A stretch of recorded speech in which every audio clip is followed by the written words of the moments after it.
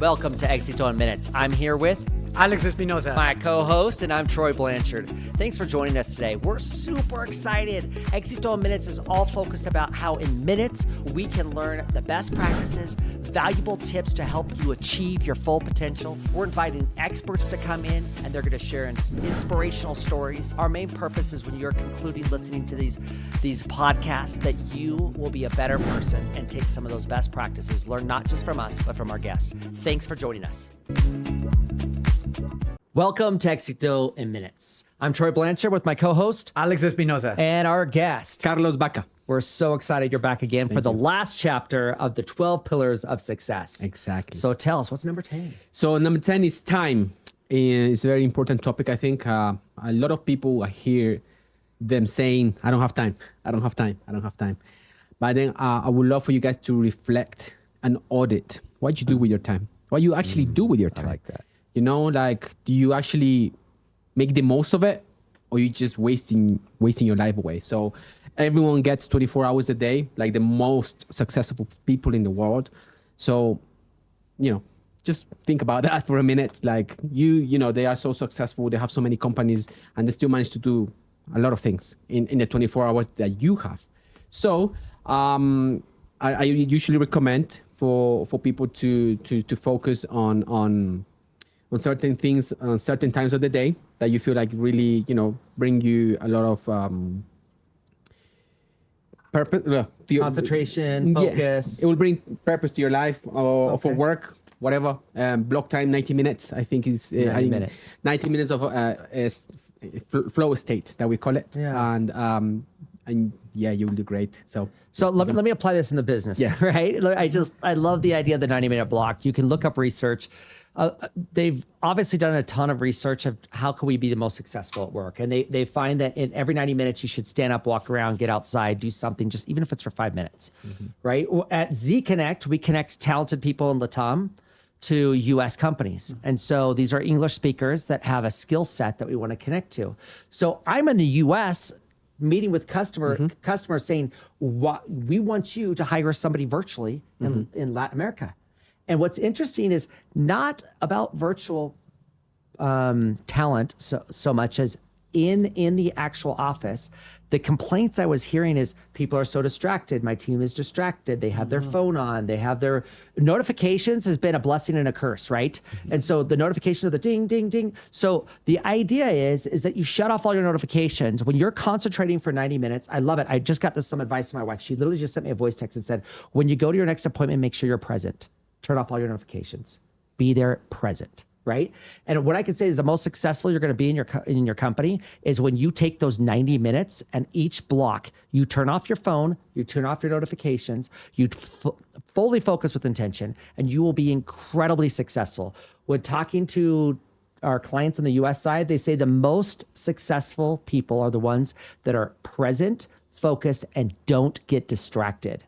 And then when you take the group of our group, the bottom 10%, they all the same companies say the same thing. They're easily distracted. They lack concentration. So flow state in the 12 pillars of success can apply in so many aspects of your life. So I love the flow state of 90 minutes. Who cares if it's 30 minutes for exercise? Who cares if it's 20 minutes for studying or listening to a podcast? But if you're going to listen to a podcast, do it with intention, turn everything else off, right? Or maybe you're going to be driving or on a bus, or maybe you got to listen to a podcast while you're programming.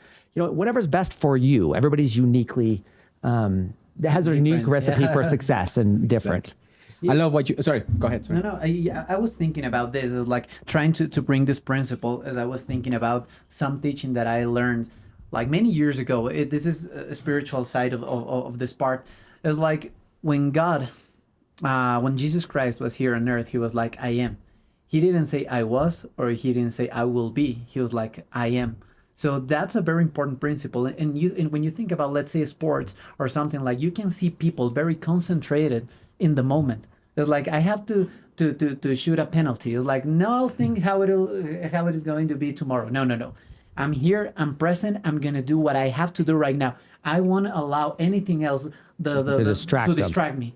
I'm here. This is what I have to do, and I'm going to concentrate 100% on it. So I love what you just said. It's like, if you want to be successful, you need to be really concentrated in what you're doing at the moment. and then you will have the time to distract, to read the notifications or whatever it is.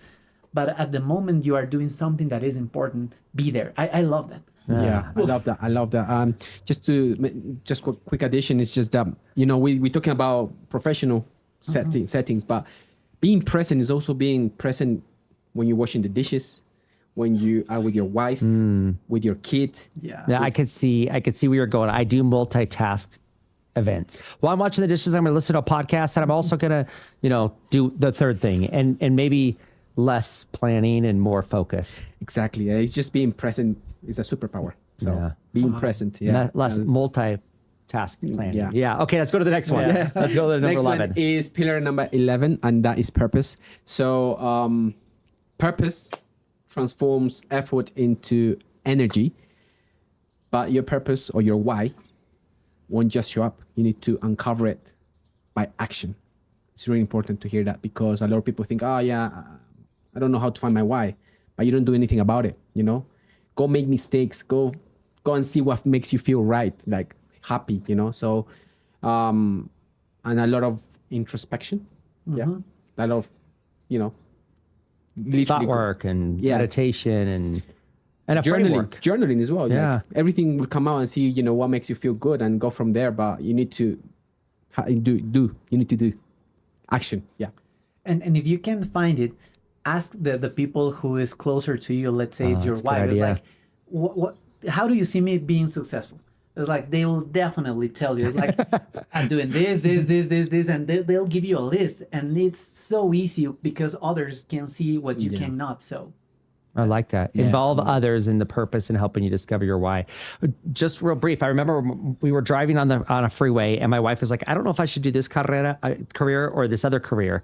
And we were near a university. It was Southern Utah University. And I'm like, let's stop. She called a professor there. He answered the phone, and she said, can I swing by? And he's like, yes, while I'm walking to class, you can walk with me. We were on a 12-hour drive. We just pulled off the freeway. She walked into the university, and as she walked with him, she asked him, these are the 4 things or 5 things that I'm thinking about doing in my career. And he's like, make a decision, walk towards it, and take every opportunity in the road as you get there. And he talked about, if you have a purpose to become an educator, the pathway is not always straight. So look for opportunities along the way, especially when you combine those with meditation and prayer, and you'll have little notes from the universe, or for God, I would say. I love that. He will give you guidance. Okay, last one. Let's hear the last one. Legacy. So I want you to think about what will you leave behind? How do you want to be remembered? So, and remember, it's not what you leave for people, it's what you leave in them. How did you impact their life? What values did you represent? Did you live with them every day? How did you show up every day? What's an exercise they can do? Our audience, what can we do? What would you have us, sit down and ask us, okay, pretend your life is over today.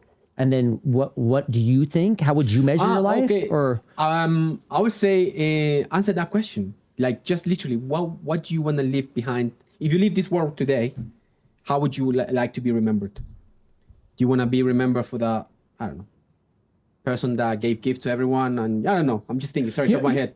But I love this. I would suggest that you do 2 things. Write down how you wanted to be remembered and how you perceived you being remembered right now. Because I think there's times in my life I'd be like, I want to be remembered as somebody that always spent a ton of time with my kids. However, I travel 6 days a week right now.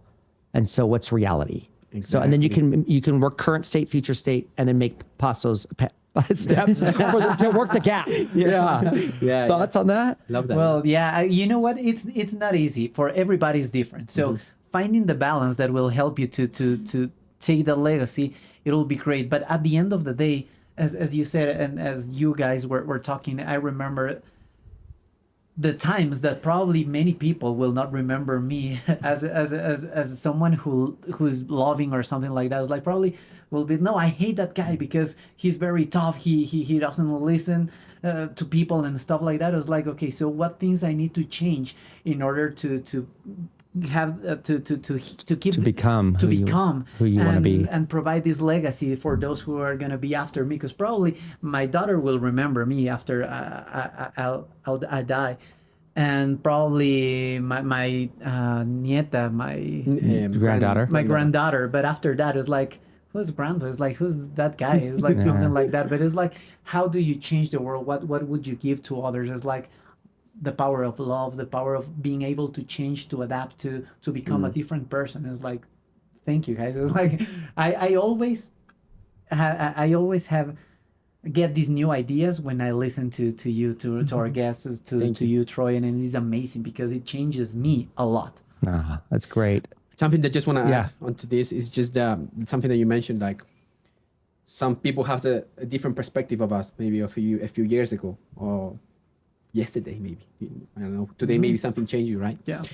But it's important to remember that on that time, that Alex in the past or that Troy in the past didn't have the tools that you have right now or the knowledge, right? Because we're always growing, we're always, changing our perspective in life.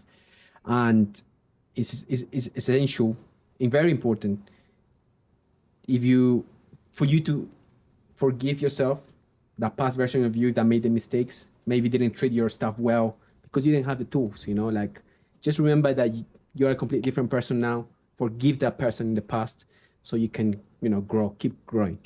So yeah, I just wanted to say that because a lot of people have the different perspectives and, you feel like that little thing inside of you, oh man, I could have done better before, but you didn't know. So it's fine. Just continue, man. I love that. I love thinking about love. I think about joy. I think about John 15:9-11. Go read that and you'll hear exactly what he just said in those scriptures. Hey, I want to say thank you, Carlos. I hope you'll come back with us frequently. Thank you. We love hearing frameworks. We love you to be a part of the discussion. Thanks for joining us for this series of 12 pillars, and keep staying tuned for more to come. So thanks and have a great day. Thank you, guys. Bye. Take care. Bye-bye.